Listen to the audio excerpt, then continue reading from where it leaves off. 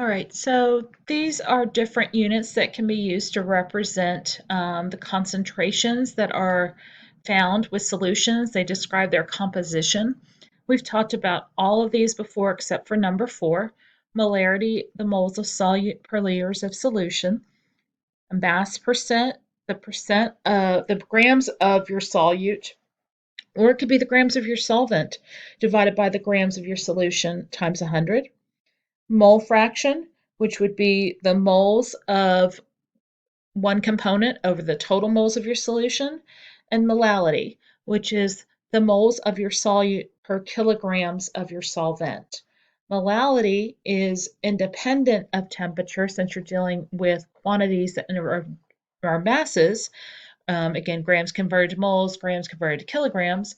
And so molality is going to be used in properties that are going to change dependent on temperature, such as freezing point when you want to try to lower it. We'll see that with colligative properties in the next video. Molarity, dealing with volume, will change due to temperature, so that would not be an appropriate choice. And the other thing I want to remind you is that the solute and the solvent together make your solution.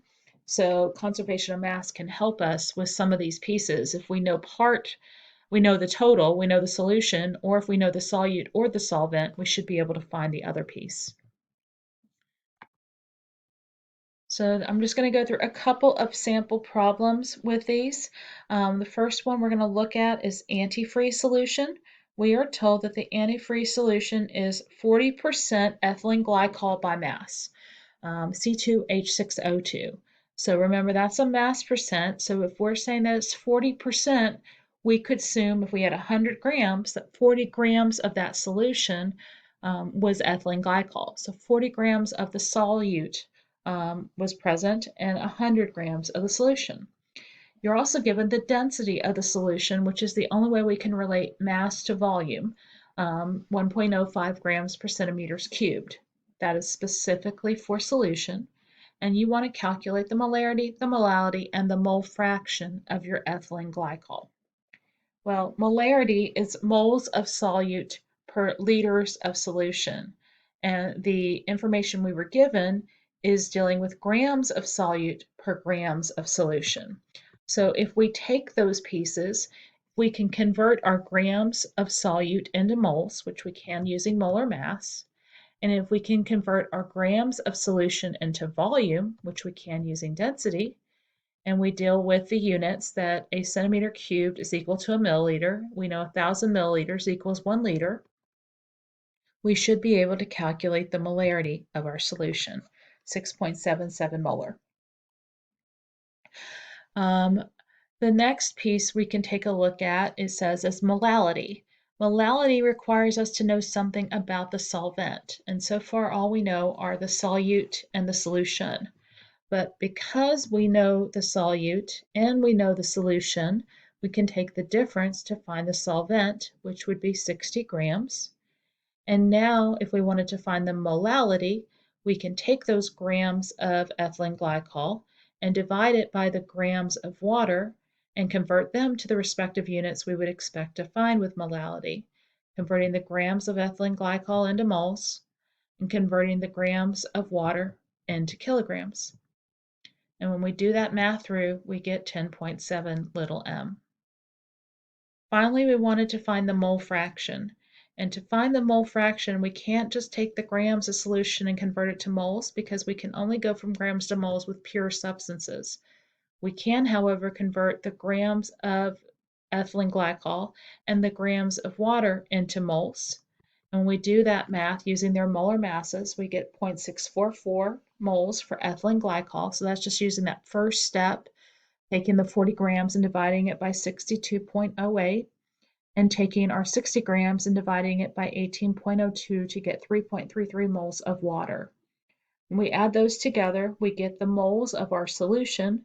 When we divide them into the moles of our solute, we get our mole fraction, 0.162. So here we want to calculate the molarity and the mole fraction of acetone in a 1.00 molal solution of acetone and ethanol.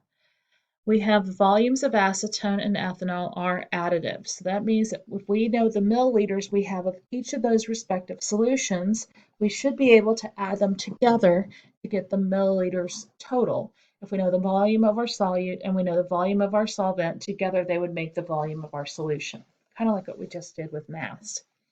Knowing that molarity is moles of solute per liters of solution, and that molality is moles of solute per kilograms of solvent, if we have a 1 molal solution of acetone, we have 1 mole of acetone in 1 kilogram of ethanol.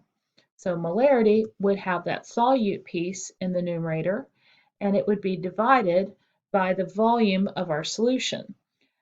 However, we don't know that piece just yet. We're going to go ahead and we're finding the grams, excuse me first, I had to think a second. We're converting our moles of the acetone into grams so that we can use that to find the volume of our acetone, because we need to have the volume pieces for both to get the volume of our solution.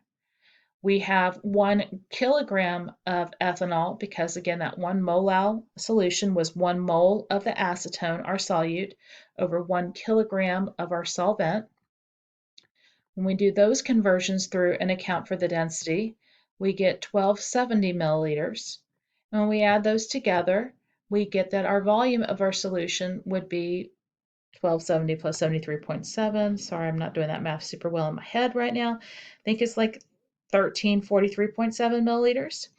So molarity would be the moles of our solute over the volume of our solution once we convert it to liters, and that would give us a molarity of 0.746. Mole fraction, we need to have moles of both components. We have moles of our acetone, but we don't have moles yet of our ethanol. We can convert that 1 kilogram of ethanol into grams by multiplying it by 1,000 and use its molar mass to find the moles of ethanol, 21.7. And now we can have the moles of our acetone, our solute, divided by the moles of our solution, the acetone and the ethanol, to find the mole fraction of our acetone, 0.0441. So there's lots of ways you can use these different units to represent a composition of a solution to relate those units of concentration to one another.